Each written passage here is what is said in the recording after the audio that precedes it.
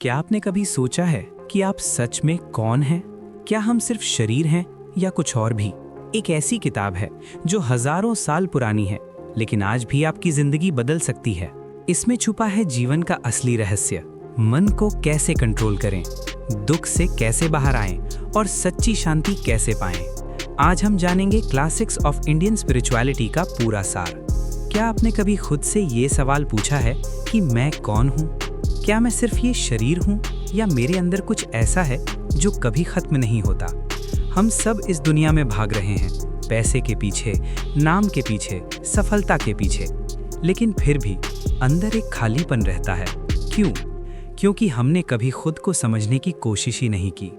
आज हम एक ऐसी किताब का सार समझेंगे, क्लासिक्स ऑफ इंडियन स्पिरिचुअलिटी, जो हजारों साल पुराने ज्ञान को आज की भाषा में समझाती है। ये किताब हमें बताती है जीवन क्या है, आत्मा क्या है और असली शांति कहाँ मिलती है।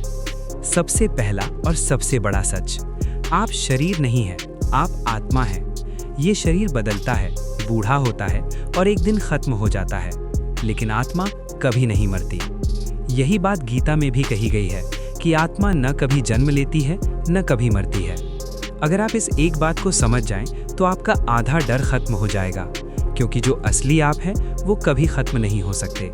लेकिन समस्या ये है कि हम अपने आप को शरीर समझते हैं और इसी वजह से दुखी रहते हैं। दूसरा सबसे बड़ा रहस्य, आपका मन। मन आपकी जिंदगी का सबसे बड़ा दोस्त भी है और सबसे बड़ा दुश्मन भी। मन हमेशा भागता रहता है, कभी अतीत में, कभी भविष्य में। या तो हमें पछतावा होता है या चिंता, और इसी वजह से हम कभी वर्तमान में खुश नहीं रह पाते। इस किताब के अनुसार अगर आपने अपने मन को कंट्रोल कर लिया तो आपने अपनी जिंदगी जीत ली। लेकिन सवाल ये है, मन को कंट्रोल कैसे करें? यहीं आता है ध्यान। ध्यान यानी मेडिटेशन। ध्यान का मतलब सिर्फ आंखें बंद करना नहीं है। ध्यान का मतलब है अपने अंदर जाना, अपने विचारों को देखना, उन्हें समझना और धीरे धीरे शांत करना। शुरुआत में ये मुश्किल लगेगा, लेकिन अगर आप रोज सिर्फ 10 मिनट बैठते हैं तो धीरे धीरे आपका मन शांत होने लगेगा। आपका गुस्सा कम होगा, आपकी सोच साफ होगी और आप खुद को बेहतर समझने लगेंगे। ये बात गीता में भी कही गई है कि मन ही सब कुछ है, आप जैसा सोचते हैं वैसे ही बन जाते हैं। अगर आपकी सोच नकारात्मक है तो आपका जीवन भी वैसा ही होगा, लेकिन अगर आप अपनी सोच बदल देते हैं तो आपकी पूरी दुनिया बदल सकती है। तीसरा सबसे गहरा संदेश, प्रेम और सेवा।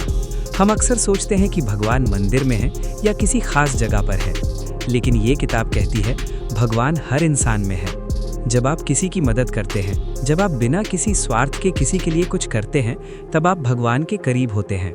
सच्ची पूजा वही है। आज के समय में लोग सिर्फ अपने बारे में सोचते हैं, लेकिन असली खुशी तब मिलती है जब आप दूसरों के लिए जीना शुरू करते हैं। अब सबसे बड़ा सवाल, जीवन का असली उद्देश्य क्या है? इस किताब के अनुसार जीवन का असली उद्देश्य है खुद को पहचानना, सेल्फ रियलाइजेशन। जब इंसान खुद को जान लेता है तो उसे किसी चीज का डर नहीं रहता, न असफलता का, न मौत का, न लोगों का। वो पूरी तरह स्वतंत्र हो जाता है और यही असली आज़ादी है। आज हम बाहर की दुनिया को बदलने की कोशिश करते हैं, लेकिन असली बदलाव अंदर से आता है। अगर आपने अपने मन को बदल लिया, अपनी सोच को बदल लिया, तो आपकी पूरी जिंदगी बदल जाएगी।